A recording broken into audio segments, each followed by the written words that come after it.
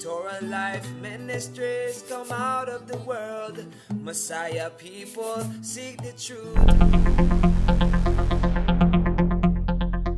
Hello everybody, it's Paul Nison with Torah Life Ministries and welcome to today's show. And today we're going to be talking about the Torah portion for this coming Sabbath, which is the 10th reading in this year's cycle. It's going to be Genesis 41:1 to 44:17. We're continuing from last week's reading. It's a continuous story, and last week we called it a soap opera because that's what it seems like it's become here with Joseph and his brothers and Jacob and everything that's coming all together, going back and forth to different stories because you have Joseph in Egypt, you have Jacob who lost his child who's just crushed, and you have his brothers who sent him to Egypt and are hiding that from their father Joseph, lying to him, telling him some wild animal devoured him. That was last week's Torah portion, and we're going to continue this week. Now, before we continue, I want to let everybody know, get your scriptures out, and congregations all around the world on the Sabbath will read this Torah portion and discuss it.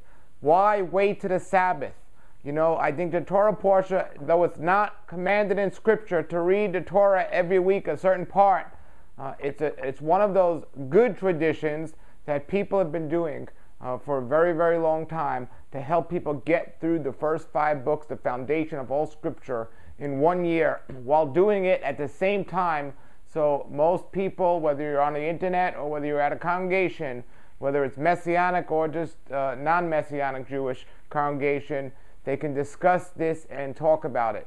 Don't wait to the Sabbath to read the Torah portion, folks. Read it previously. That's why I don't put it on the Sabbath. I put it on a week before, so you have the whole week to talk about it, to discuss it. Then when the Sabbath comes and they read it in the congregation, you already know, so you can give your input and your questions and so on. So here we are reading the Torah portion, the 10th Torah in this year's cycle. Now there's also some people that do a 3-year cycle, which they go through the whole Torah in 3 years. We're going to do the 1-year cycle, but don't let that limit you. If you're quicker than I am and you want to read it all, in 6 months, go do that. If you're slower and you want to take 3 years, go do that. But we're reading the 1-year Torah cycle. And if you look online, you look at any Jewish calendar and you look at the cycle for 1 year of the Torah, just got Torah Cycle, it'll tell you what we're up to each week. And we're up to the 10th reading in this cycle. So it's going to start in 41:1 of Genesis. And we last saw that Joseph was sent down to Egypt, and he was put in charge of the captain's house, and the wife of the house tried to seduce Joseph. Joseph ran away. She accused him on a false report of actually trying to rape her, and the husband of the house, the captain of the guard, his hands were tied. He didn't believe his wife, but he had to do something, so he didn't kill Joseph, but he threw Joseph in his dungeon, and that's where we are. Now, we saw there was a chief baker and a butler in a dungeon as well that had done something wrong against the Pharaoh of Egypt, and they had both had dreams while they were in the dungeon, and Joseph correctly interpreted both their dreams, and one of them being executed and one of them being restored back to his position. And Joseph said, when you're restored back to your position, please tell Pharaoh that I am down here and I correctly interpreted your dream.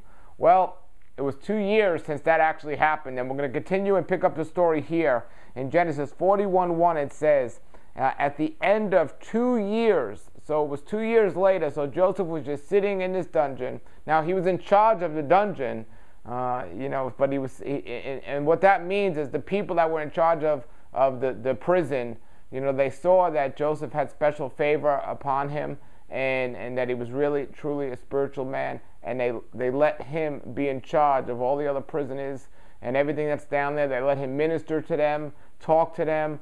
So he was down there, and he was separated from the world, but he was down there with all these prisoners. And we don't know if the other prisoners in the dungeon were also falsely accused, and Joseph was there comforting them, or if they were some of the worst of Egypt at that time, and they were put down there, and Joseph had to get along with them. We don't know that exactly who else was in there.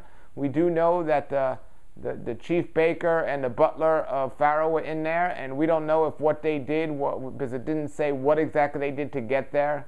It just said that they wronged Pharaoh or they upset Pharaoh.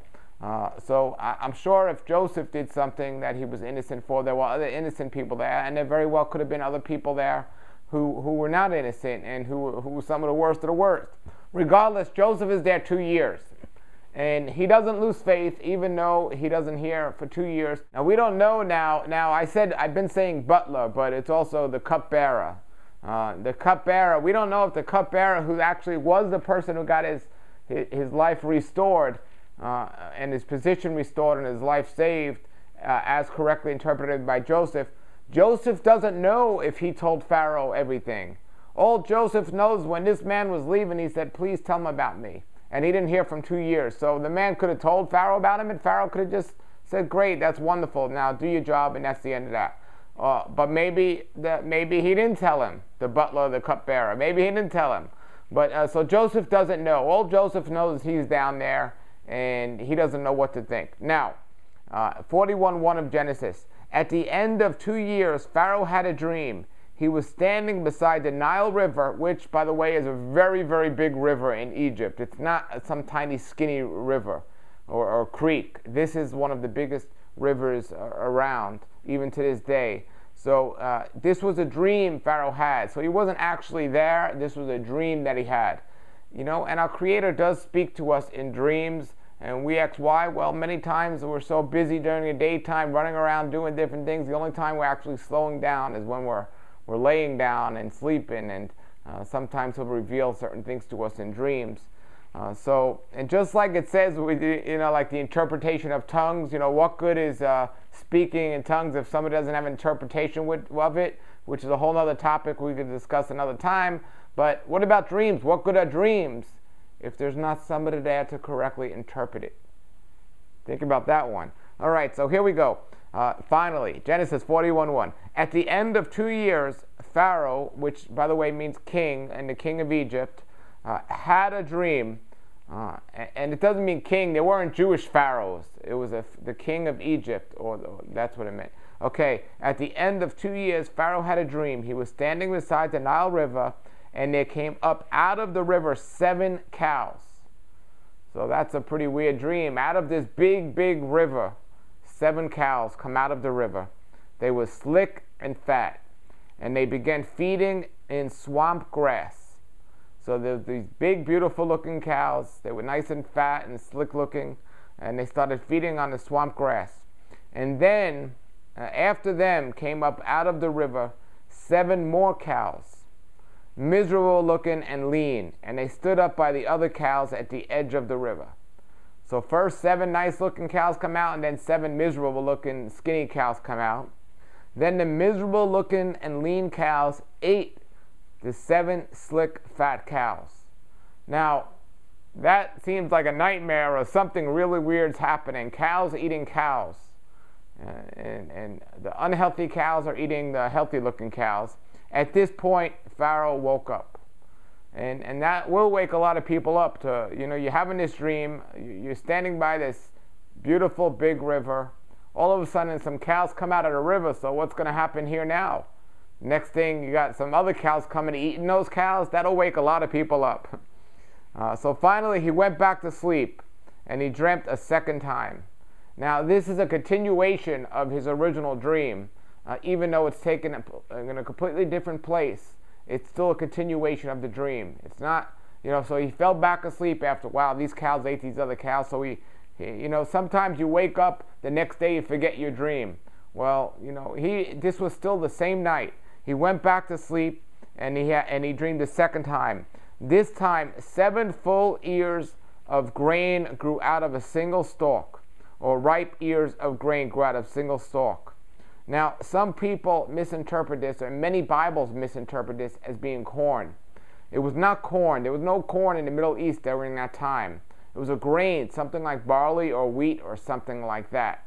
So we want to keep that in mind. You'll commonly see it referred to as corn. It says, 7 full ripe ears of a grain grew out of a single stalk.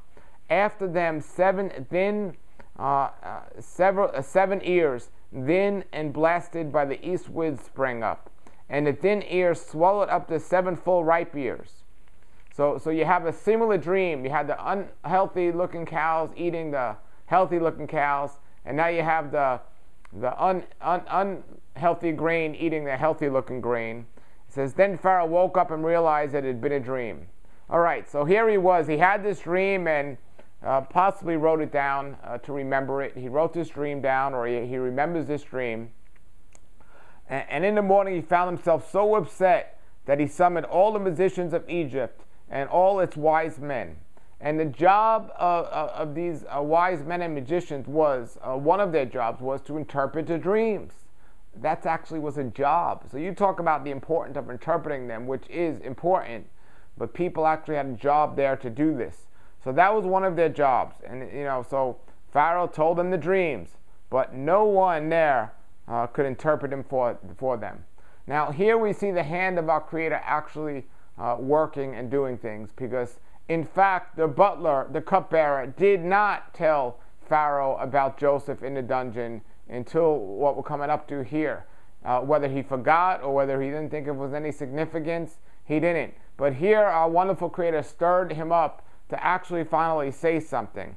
And maybe if he did came out and just tell him, Pharaoh would have said, so what? Who cares about that? But now it's a situation where Pharaoh's having this dream and there's no one else around in all the land that can interpret it. So he's left with no choice but to see if Joseph can interpret it. So it says, then the chief cupbearer said to Pharaoh, today reminds me of something where I am at fault. Pharaoh was angry with his officials and put me in the prison of the house of the captain of the guard, me and the other chief baker, or me and the chief baker. So he was upset with all of the officials, and here we have the cupbearer being the one who actually took the fall. So we see he might have been in there innocently himself, possibly not, but he was in there with the chief baker. It says, one night both I and he had dreams, and each man's dreams had its own meaning.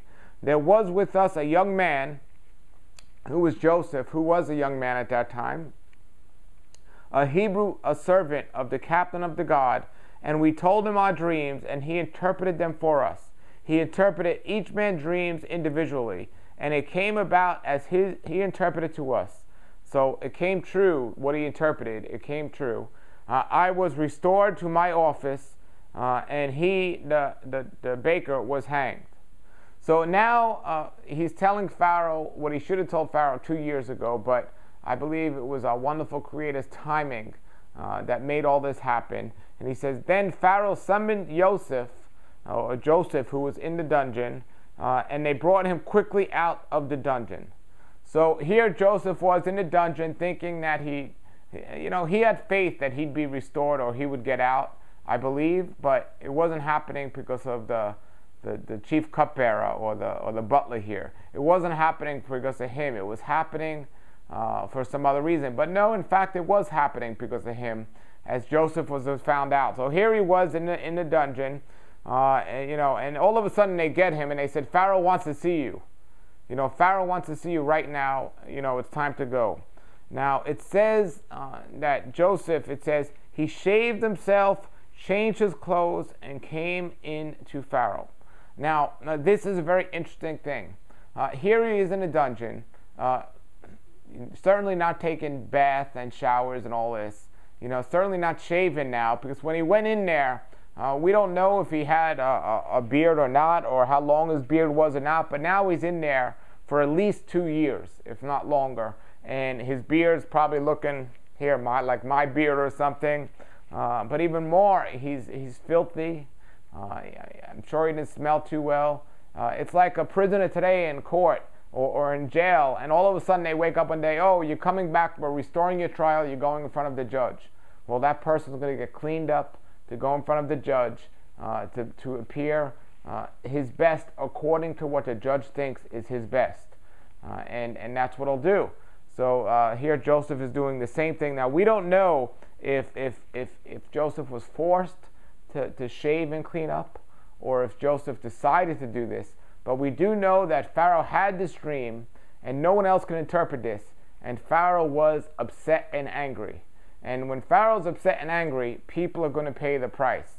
So these people wanted Joseph to interpret the dream. The people that got him out of the prison to bring him in front of Pharaoh, and all of Pharaoh's musicians, they were rooting for Joseph to tell him the dream, to seethe his anger. Because if Joseph wasn't able to properly interpret his dream, guess what? People were going to start suffering consequences until somebody was, because Pharaoh was angry. So everyone wanted Joseph, this man, to be able to interpret this dream, because there was no other hope for any of them, and they knew somebody was going to suffer the consequences if he wasn't. So as it says, Pharaoh summoned Joseph, and they brought him quickly out to the dungeon.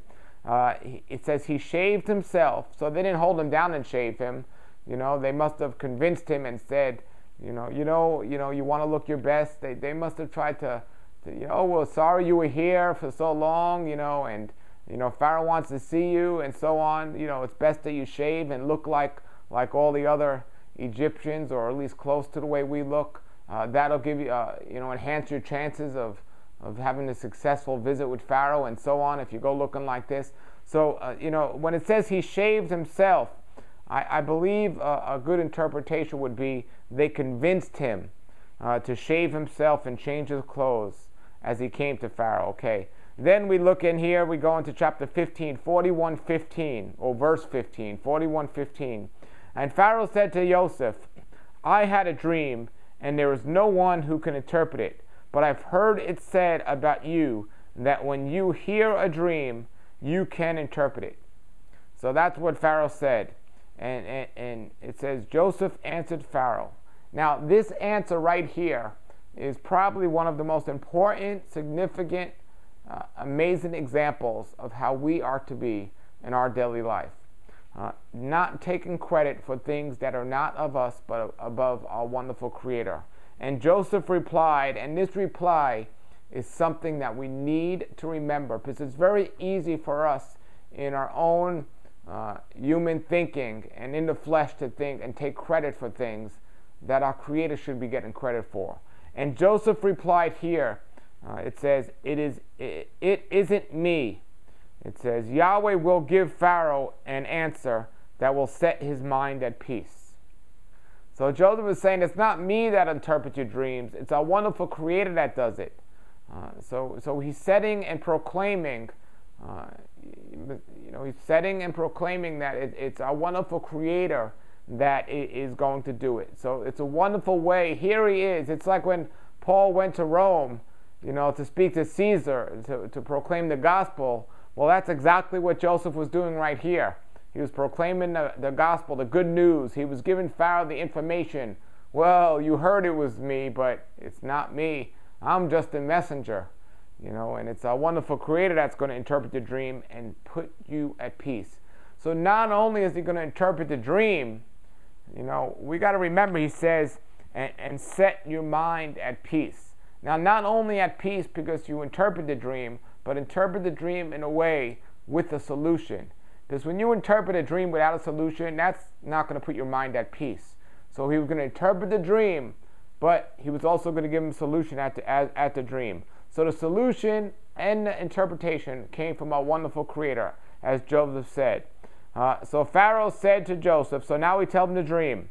In my dream, I stood at the edge of the river, and there came out of the river 7 cows, fat and slick, and they began to feed in the swamp grass. And after them, there came out of the river 7 more cows, poor and miserable looking and lean. I've never seen such bad-looking cows in all the land of Egypt. So then it says, then the lean and miserable looking cows ate up the first 7 cows. But after they had eaten them up, one couldn't tell that they had eaten them, because they were as miserable looking as before. At this point I woke up. But I dreamed again and saw 7 full ripe ears of grain. Remember, not corn, grain, growing out of a single stalk. After them 7 ears, thin and blasted by east wind, sprang up. And the thin ears swallowed up the 7 ripe ears. I told this to the musicians, but none of them could explain it to me. So no one else could interpret this dream. So now he's telling Joseph not only the dream, but no one else can do it as well. And Joseph here tells him, not only will I interpret the dream for you, based on the Creator giving me the answer, but I'll also give you a solution to the problem and put your mind at peace. Okay, so we're here at 41:25.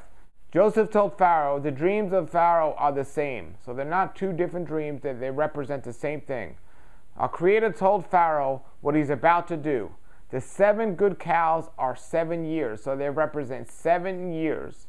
And the 7 good ears of grain are 7 years. The dreams are the same. Likewise, the 7 lean and miserable looking cows that came up out after them are 7 years. And also the 7 empty years that are blasted by the east wind.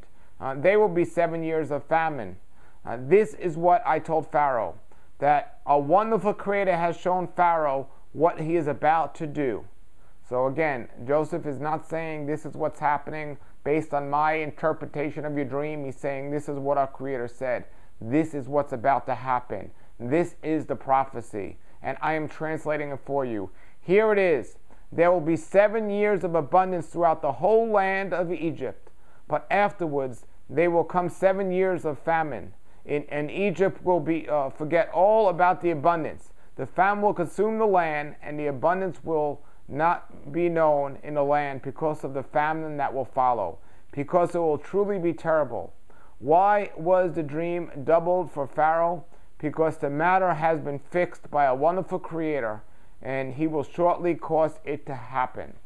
So he was told this not to forget it. He was told this because it's going to happen very shortly. There were going to be 7 wonderful years of abundance, but everyone's going to forget about that in the following 7 years because there's going to be such a famine over the land that people are not going to remember the good things.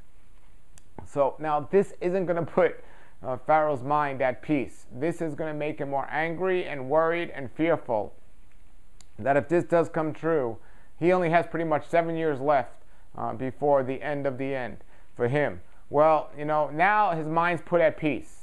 And here's what it says. Therefore, Pharaoh should look for a man both discreet and wise and put him in charge of all the land of Egypt. Pharaoh should do this, and he should appoint supervisors over the land to receive a 20% tax on the produce of the land in Egypt during the 7 years of abundance. They should gather all the food produced during these good years coming up and set aside grain under the supervision of Pharaoh to be used for food in the cities, and they should store it. This will be the land's food supply for the 7 years of famine that will come over the land of Egypt, so that the land will not perish as a result of the famine. So that put his mind at peace. It says here in verse 41:37, the proposal seemed good both to Pharaoh and all his officials. So that put their mind at peace. And Pharaoh said to his officials, can we find anyone else like him? The spirit of our wonderful Creator lies in him. So now Pharaoh sees that none of his musicians or officials can interpret the dream, but Joseph could, and he sees that Joseph is a special person. And, I'm pretty convinced that he was told also by Potiphar that this man was in my house and in charge of my house. I bought him and purchased him as a slave, and everything he did in my house was blessed. So here Pharaoh's convinced that Joseph is a blessed man, and he says, so Pharaoh said to Joseph, since your wonderful Creator has shown all this to you, and there is no one as discerning and wise as you. You will be in charge of my household, and all my people will be ruled what you say. Only when I rule from my throne will I be greater than you. And Pharaoh said to Joseph, here I place you in charge of the whole land of Egypt. Now this was a man who just a little while shortly, maybe a couple of hours earlier than this, maybe minutes earlier than this, was just pulled out of a dungeon with no hope for a future. And now he's restored to the king, the second position of the whole land of Egypt. And this is to show us that our Creator is always up to something. And as it says in the scriptures, there's always a future and a hope. He says, I know the plans I have for you, says our wonderful Creator. That there's a future and a hope. So here's the future and a hope for not only Joseph, but all the Israelites and the children of Messiah. Here it says, Pharaoh took his signet ring off his hand and put it on Joseph's hand. And then he clothed him in fine linen with a gold chain around his neck. And he had him ride his second best chariot. And they all cried before him, bowed down. Thus he placed him in charge of the whole land of Egypt. And Pharaoh said to Joseph, I, Pharaoh, decree without your approval, no one is to raise his hand or his foot in the land of Egypt. Pharaoh called Joseph by the name. So now he changed his name. He doesn't call him Joseph. And I don't believe he ever even asked him his name or even knew what his name was. But he gave him another name. And now I'm going to do my best to pronounce this name. And pronouncing the names is quite interesting. Remember, all names mean something, right? Well, in Hebrew they do. But in Egypt they would mean something as well. So his name he's given him is, and I have my notes here in my other scripture, the name he gave him was Sephna-Pa'anana, Sepha-Pa'anana, or Tesnaf-Pa'anana. So that was the name that he gave Joseph. And that means, now I read several different studies on this scripture here, and one of the things it means is revealer of secret things. Revealer of secret things. The other thing it means is life sustainer. So those both matched what Joseph was doing. He was sustaining life and revealing secret things.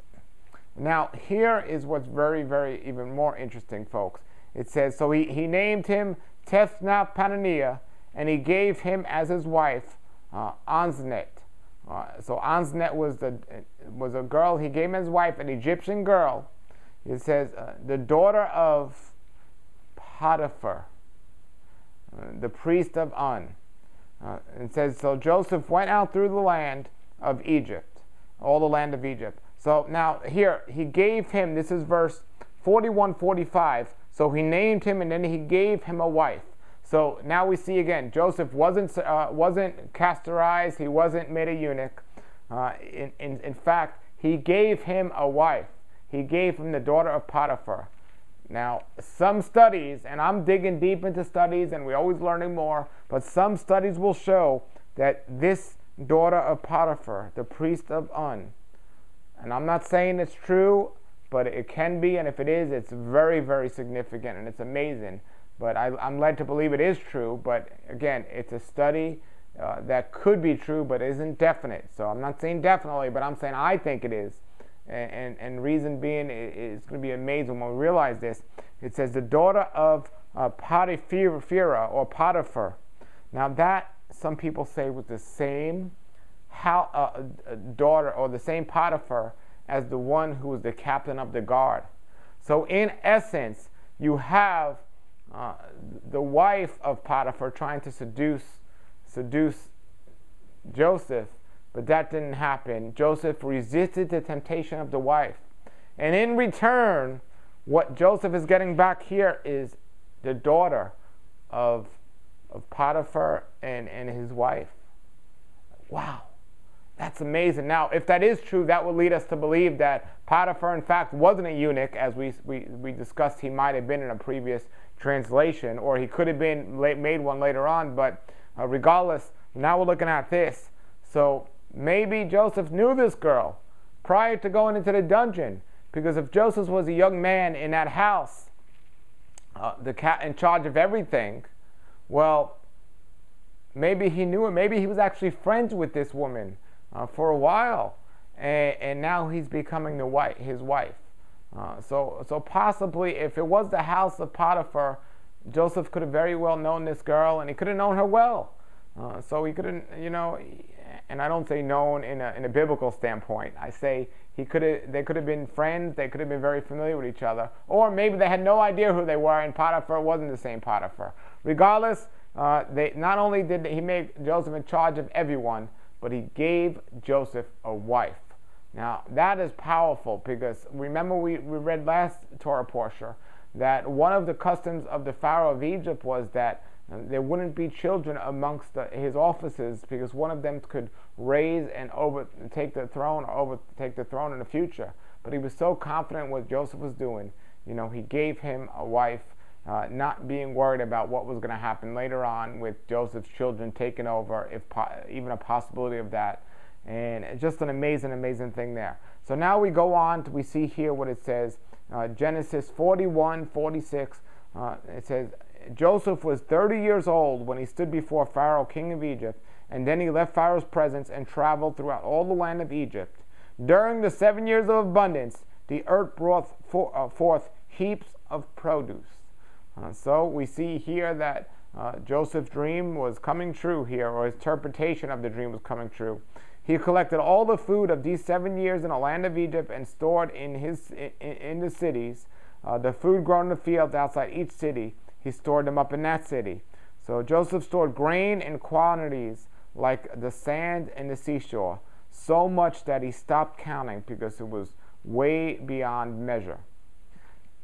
It says here, 2 sons were born to Joseph before the year of famine came. Asnet, the daughter of Potiphar, of On, bore them to him. So Joseph had 2 sons with his wife now, and he called the first one Manasseh. So that was the first one he called, and the meaning of Manasseh was causing to forget. He caused Joseph to forget all his troubles and everything else, and often children will do that. But here Joseph, who according to Scripture, not only didn't have a wife before anyone, he was a virgin according to everything else, and now here, next thing you know, he's married and now he's having a son. Causing to forget was what he named the son. Was what they named him, Manasseh.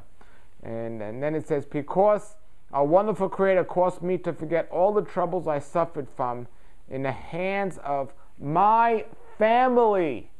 That is significant, folks. He says here, he named his son Manasseh because our Creator caused me to forget all the troubles I suffered at the hands of my family. So after everything that's happened, Joseph didn't say because the suffering of Potiphar's wife and a false accusation. He didn't say, because I had to stay in this dungeon for 2 years. But he said, finally, I have a son now to cause me to forget, all the troubles I suffered from at the hands of my family. So he's saying all this stuff, being seduced by Potiphar's wife, being in a dungeon, this was all the result of what my family done to me, what my brothers had done to me at the hands of my family. So now that caused him to forget. Now that's going to open up a gate to what's going to happen, because the fact that he didn't forget prior to that means he must have been very bitter being in that cell for 2 years, or in that dungeon for 2 years. He must have been very bitter just being away from his home and away from his father for all that time. And finally, when he had a son, it helped him forget, opening up the door to what's about to happen when we see later on his brothers and his family coming back to him. Now he wasn't bitter and he wasn't trying to get revenge, because he forgot about all of that, thanks to this situation here. So Manasseh helped him forget. Then the second child he called Ephraim, which means fruit or fruitful. And so that's what he called his second child. And it says here, for our Creator has made me fruitful in the land of my misfortune. So now he's become very fruitful in this land, and he's forgotten about the things all the miserable things that he's had. So now he's at peace finally. So he's no longer bitter. He's a man at peace. It says the 7 years of abundance in the land of Egypt ended. So now here we are, they ended. And the 7 years of famine begin to come, just as Joseph has said. There was famine in all the land, but throughout the land of Egypt there was food. When the whole land of Egypt started feeling the famine, the people cried to Pharaoh for food. And Pharaoh said to all the Egyptians, go to Joseph and do what he tells you to do.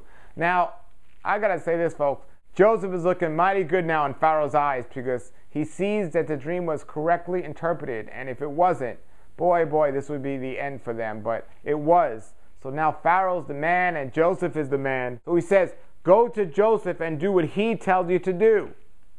The famine was all over the earth, but Joseph opened the storehouses and sold food to all the Egyptians, since the famine was so severe in the land of Egypt. It goes on to say, moreover, all the countries came to Egypt, to Joseph, to buy grain, because the famine was so severe throughout all the earth. Now listen, they're getting top dollar now. They're getting everything, because when your life is on the line, possessions mean very little, and people will sell just about anything at any price. And when you talk about how you dictate a price or determine a price, what determines the price is the value. And the value of this food that they had stored up in Egypt was the most valuable possession you could have. And sadly to say, we might be seeing this come in the future. I'll give you all an example here. Remember the Twinkie cakes? Well, Hostess Cupcakes went out of business, or they filed for bankruptcy. So all of a sudden, there will be no more Twinkies being made. Well, next thing you know, on eBay, they're selling those Twinkies for like $20, $30 a box of Twinkies, which would normally cost maybe $3, $4, $5. So it became very valuable. Now, there's no value to a Twinkie. This is just people that idolize a Twinkie and they wanted that Twinkie so bad. The fact that you can't get something makes it more valuable. The fact that you can't get something that sustains your life makes it the most valuable possession ever, and the most important thing to you, and you'll give up everything for it. And that's the situation we were in here. No, Joseph wasn't storing Twinkies so he could have them when the company goes out of business. Joseph was storing something that sustained life. Can you imagine, folks, that there was a cure in a little tiny jar for something like cancer that somebody could just drink and they won't have cancer? But there was only a certain amount of supply to this. And now if somebody gets diagnosed with cancer, how much is that going to be worth to them? Exactly, folks. Well, this food was the only food throughout all of the earth. And without this food, people are going to starve. Can you imagine how important this food was to them? Well, we're going to see how important it was, because we're going to see how everyone came from everywhere to give every valuable possession they had to Joseph in Egypt to get this food. So we're going to look at that. So now we're going to go to chapter 42, and we're going to head back to Jacob and his family, what was happening with them. It says, so Genesis 42, verse 1, now Jacob saw that there was grain in Egypt. So Jacob said to his son, why are you all staring at each other? So apparently there was a famine there, and they didn't know what to do. They were just staring at each other. And Jacob says, look, he said, I've heard that there's grain in Egypt. Go down there and buy some for us from there, so that we can stay alive and not die. Now, how did Jacob find out, or did Jacob find out there was grain in Egypt? Because this famine had lasted throughout all the land, and word got back to Jacob that there is one place where you can go get food, and that is in Egypt. So Jacob says to his sons, go down there so that we don't die. And basically, moving forward to the story here, he sends only 10 of his sons. He doesn't send Benjamin, who he loved the most, because it was Joseph, his full brother. He sent only his half-brothers down to Egypt to go get the grain. And he said, Benjamin has to stay with me. There's no way I can lose Benjamin. If I did, that would be, the end. That would destroy me completely. So he sends his other brothers there to go down there.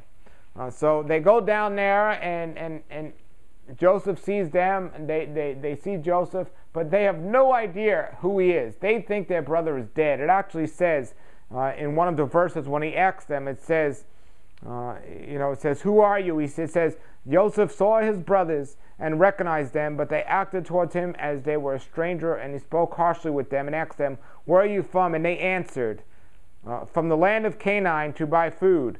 So it says Joseph recognized his brothers, but they did not recognize him. And then they go on to say, we are here. We're a group of 12 brothers, but there are only 10 of us here. One of our brothers is still back in our land of Canaan, and the other brother is pretty much dead. That's what they said. So Joseph pretty much says that he accused them of being spies. And they said, no, we're not spies. And he says, prove it to me. Go back and get your other brother. Show me that there's one other brother. Now, Joseph was up to a plan here. He wanted to see his other brother, and he was questioning them, and now realized that not only were all his brothers alive, but his father too was alive. So he didn't just reveal himself to them at then. He wanted to see, how they were thinking or what they were up to. Because if they wanted to kill him once and hated him once, they're probably still hating him.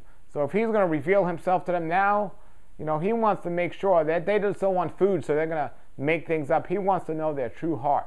So he wants to see their heart, and so he gets them in this whole thing here. And chapter 42 just discusses the meeting between Joseph and his brothers here. All his brothers except his youngest brother.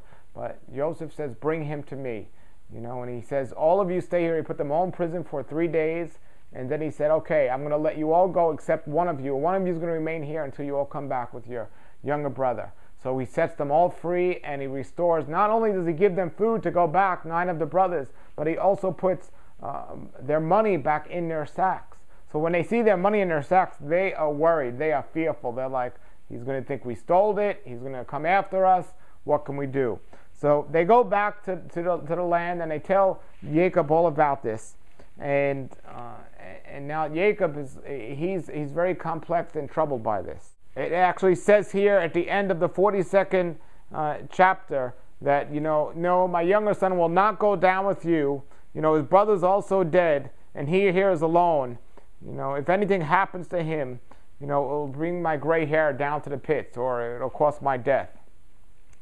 So, but they say we have no other choice. In chapter 43 it says, but the famine was so severe in the land, so when they had eaten up all the grain which they had brought out of Egypt, their father said to them, go again and buy us a little food. And Judah said to him, the men expressly warned us, you will not see my face unless your brother is with you. If you will send our brother with us, we will go down and buy your food. But if you will not send him, we will not go down. For the man said, you will not see my face unless your brother is with you. So Israel answered, why did you bring such trouble my way, telling the man you had another brother? And they answered, the man kept questioning us about ourselves and about our kinsmen. He asked, is your father still alive? Do you have another brother? And we answered accordingly to the literal meaning of the questions. How were we supposed to know? He would say, bring your brother down. So they're in a predicament here, but again, they have no choice. And remember, we just saw Jacob actually saying, if anything happens to him, it'll be my end, so he is not to go with you. And Judah says to him here, to Israel's father, send the boy with me, and I will make preparations and leave, so that we may stay alive and not die, both we and you, and also our little ones. I myself will guarantee his safety. You can hold me responsible. If I fail to bring him to you and present him to your face, let me bear the blame forever. Except for our lengthy delay, we would have already been there again by now. So here he is. Judah steps up and says, we have to go. We're all going to die. There's no other choice we have. Let's go. Let's take Benjamin with us, the younger brother. Send me, and I'll be in charge of him and guarantee his safety. So it says, their father Israel answered them, if that's how it is, do this. Take your containers and some of the land's best produce and bring the man gifts, some healing resin, a little honey, Aramaic gum, opium, and pistachio nuts and almonds. So these were some of the land's most valuable things and the best products. Now, the best products they were, and they were still, there wasn't much. So here Jacob is doing an amazing thing. He's giving his honey, he's given his pistachios, he's given his almonds, he's given some of the only food they had.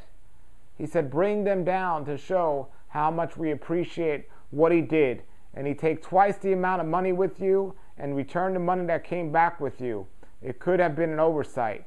Yes, and take your brother too, and get ready and go again for the men. And then Jacob says this, may El Shaddai, which means the mighty one, may our heavenly Father give you favor in a man's sight, so that he will release you and your other brother as well as Benjamin. As for me, if I must lose my children, lose them I will.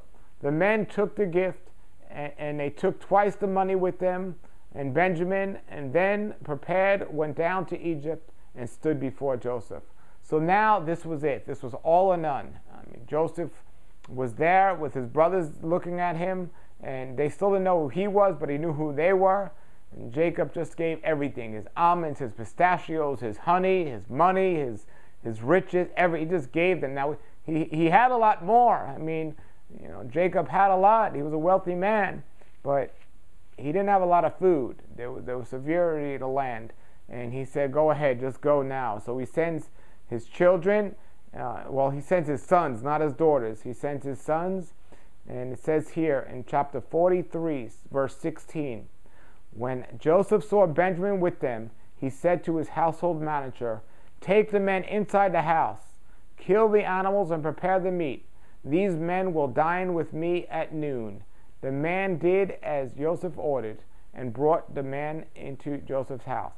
Now, they must have been really worried right now, because when the Pharaoh or the one in charge says, you come into my house, they weren't going to think this was a good thing. They must have been worried. It says here, upon being ushered inside Joseph's house, the men became fearful, and they said, it's because the money that was returned into our packs the first time that we have been brought inside, so he can use us as an excuse to attack us, take us as slaves, and seize our donkeys too. So they approached the manager of Joseph's house and spoke to him at the entrance of the house. Please, my lord, for the first time we indeed came down to food, but when we got to our camp we opened our packs, and inside our packs was each man money, the full amount. Well, we had brought it back with us. Moreover, we have brought down other money to buy food. We have no idea who put the money in our sacks. So they were worried, and they were saying, we didn't do this on purpose. Please, you got to let him know. And the man said, and I'm kind of under the thinking that Joseph, this was a very good close friend of Joseph, and he revealed to him what was going on, or at least partly. And the man that these people were, that the brothers were complaining to, said, stop worrying. Stop worrying, he replied. Don't be afraid. Stop worrying. Don't be afraid.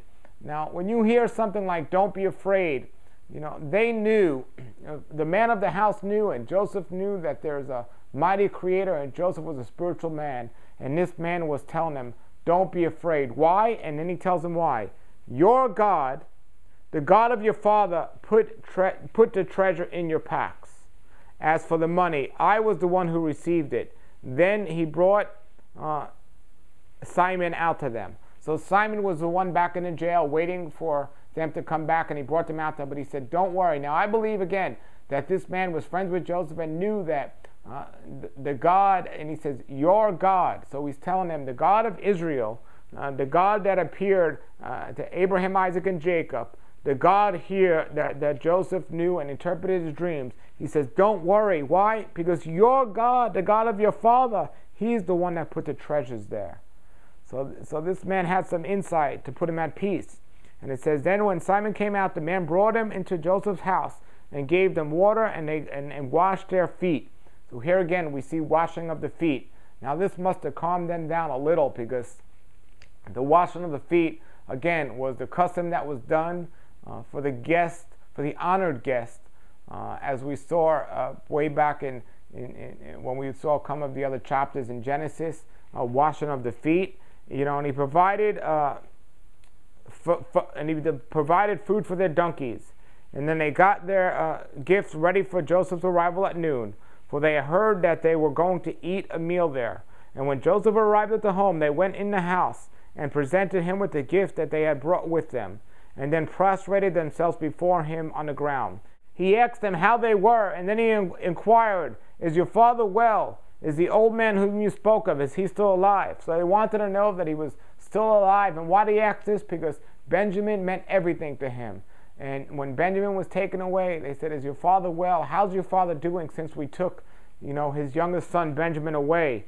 And they answered, your servant, our father, is well. Yes, he is still alive. So this didn't kill him. So now that would have relieved Joseph. And they bowed down in respect. And he looked up and saw Benjamin, his brother, his mother's son, his full brother, and said, is this your youngest brother of whom you spoke of to me? Now he already knew it was his youngest brother, because this was the one brother that wasn't there before, number one. And number two, he already saw him. And that's when he had told the guy in his house to go and prepare a meal and bring them in the house. And he added after that, may God be good to you, my son. So he told the younger brother, he pretty much blessed him over that. May our wonderful Creator be good to you. That it says then, and then we're up to 43:30 of Genesis. It says, then Joseph hurried out because his feeling towards his brother, not his brothers, but his younger brother Benjamin, were so strong that he wanted to cry. He went into his bedroom and he wept there. Then he washed his face and came out, and he controlled himself as he gave the order to serve the meal. They served him by himself, the brothers by themselves, and the Egyptians included the meal by themselves. The Egyptians didn't eat with the Hebrews because that is an abomination to them. Well, it's not only an abomination to them, it's an abomination for the Hebrews to eat with the Egyptians. So Joseph knew this. So Joseph wasn't sitting with the Egyptians and eating with them. Joseph was by himself. And I'm to believe that he often ate like this, by himself. He didn't eat with these Egyptians because it was the abomination. Now, maybe he ate with his family, maybe not. But he certainly wasn't going to eat with these Egyptians. So, he had his brothers at one table. He had the Egyptians at another table, and then he ate by himself. So they sat there facing him, the firstborn in a place of honor, the youngest in a last place, and the men expressed their amazement to each other. Each was given his serving there in front of him. So they were sitting in order, and the brothers couldn't believe it, how they were in order. This is amazing. It says, but Benjamin's portion was 5 times as large as any of theirs. So they drank and enjoyed themselves with him. All right, the food's out, the drink's out, the wine's flowing, and here we are relaxing. Now things aren't looking as bad. This is pretty good. So for a second they weren't worried, and Benjamin got 5 times the amount. We go on to chapter 44. Then he ordered the men of the household to fill the men's packs with food as much as they carry, and put each man's money just inside his pack, and put my goblet, the silver one, just inside the pack of the youngest, along with his grain money. He did what Joseph told him to do. At daybreak, they were sent off with their donkeys, but before they were far from the city, Joseph said to his manager, go after the men, and when you overtake them, say to them, why have you repaid good with evil? So now they must have left the brothers feeling quite good. They didn't know what was in their sack. Their money was still in there, but they got their food. They got their brother Benjamin. Simon's now with them. They're heading back to see their father Jacob. But then they're overtaken. And it says, why have you repaid good with evil? Isn't this the goblet my Lord drinks from? Indeed, the one he uses for divination? Well, he really didn't use it for divination. He wouldn't do that. Joseph wouldn't do that, but that's what the men of his house did, because they all didn't know who he was and so on. But they stole a valuable possession pretty much. What have you done is evil? So he caught up with them and said these words to them. And they replied, why does my Lord speak this way? Heaven forbid we should do such a thing. Why, the money we found inside our packs we brought back to you from the land of Canaan. So how would we steal silver or gold from your Lord's house? Whichever one of us this goblet is found, let him be put to death, and the rest of us will be my Lord's slave, he replied. Fine, let it be as you have said. So they didn't know that somebody, one of the brothers, had this in his sacks, and they were so sure that it wasn't there, and that one of the brothers wouldn't do this. They said, you search all our sacks, and if you find this valuable possession in one of the sacks, you can kill that person and use all of us as slaves.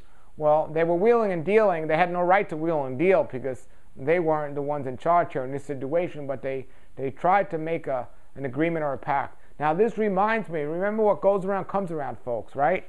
When Jacob was leaving with Leah and Rachel, when they were married and they were all leaving, and the father overtook them, Lavan overtook them, and somebody had stole the gods of Lavan, and he searched the whole camp, and it was actually indeed Rachel who had it, and she sat on it, so they couldn't find it. Well, here you have another situation of the sons being overtaken. And remember, Jacob said, if you find the statue among anyone here, you can put them to death. Well, they didn't find it. Laban didn't find it and let them all go. Well, here you have his sons saying the same thing. If you find it amongst anyone, put them to death. thinking maybe they wouldn't find it and would let them go. But in fact, they did find it. They found it in Benjamin's bag. So, it says, he replied, for let it be as you have said, whichever one of us is found with it will be my slave, but the rest of you will be blameless. Then each hurried to put his pack down on the ground, and each one opened his pack. And he searched, starting with the oldest and ending with the youngest. So he searched all their packs, and none of them had this in him, so they must have felt quite good, the brothers. Okay, it's not here, it's not here, it's not here. And the goblet was found in the pack belonging to Benjamin. And at this time they tore their clothes from grief. Each man loaded up his donkey and returned to the city. So now they had to come back to the city, and there goes their short-lived joy of their meal and their grain and everything else. So now they're going back. Now they're fearful. Now they're worried and they're scared. They don't know what's going to happen. So it says, Judah and his brothers arrived at Joseph's house. He was still there, and they fell down before him on the ground. And Joseph said to them, how could you do such a thing? So he knew what was going on. He created this plan here. Do you know that a man such as myself can learn the truth by divination? But he didn't know that by divination. He knew that because, and that, by the way, is to calling up the spirits to find out what's going on and all this other fortune telling and stuff. But that's not what Joseph did. This was Joseph's plan. He set this up. That's what we know. And then Judah said, there's nothing we can say to my Lord. How can we speak? There's no way we can clear ourselves. Obviously, they were guilty. Even though they didn't understand why, they understood they were guilty, and there's nothing they could say. It says that our Creator has revealed your servant's guilt. So here we are, my Lord's slaves, both we and also the one in whose possession of the cup was found. It says, but Joseph replied, heaven forbid that I shall act in such a way. The man who is in possession of the goblet was found will be my slave. But as for you, go in peace to your father. So we end off here with them, with Joseph telling Judah, no, I'm not going to make all of you my slave. Only Benjamin, the one that was found with this. And the brothers, we'll see next in the next reading, say, there's no way we can go back. Just kill us now, because we can't go back without Benjamin. And we'll look into that next week. We'll see what's happened. That's the cliffhanger of this soap opera. Now, if you want, go ahead and read ahead. That's fine. The next week's reading is the 11th reading, which is Genesis 44:18 to 47:27. So if you want, go ahead and start reading that, or you want to wait to the next reading and continue studying this week's reading. So this coming Shabbat, you'll have an idea of what's going on. You can discuss it with people. But that's where we are, folks. That's where we're at. And this is really getting exciting. It's, again, setting up what's about to happening and what's still happening today. And once you read the beginning of the scriptures, you're going to understand all of the scriptures. You read it in order, starting in Genesis, going all the way through. And then when you get up to the Gospels, when you get up to the message of Messiah himself, and you'll understand what Yeshua said, you'll understand all about the idioms, the lifestyle, the Hebrews, why they did what they did, why Yeshua said what he said. But if you don't have the understanding of Torah, the foundation of all Scripture, you're not going to have a solid foundation on top of that. And that's where many so-called believers are today. They don't have a solid foundation because they're not studying the Torah, the foundation of the Scripture. All right, everybody, thank you for checking this out. Have a great Shabbat this coming up Shabbat. And put your comments and questions below the video. If you see this video on Facebook or YouTube or anywhere else, like it. That'll help me out a lot. And put those comments and questions below. Thank you very much for checking it out. Have a great Shabbat next week, and shalom, shalom.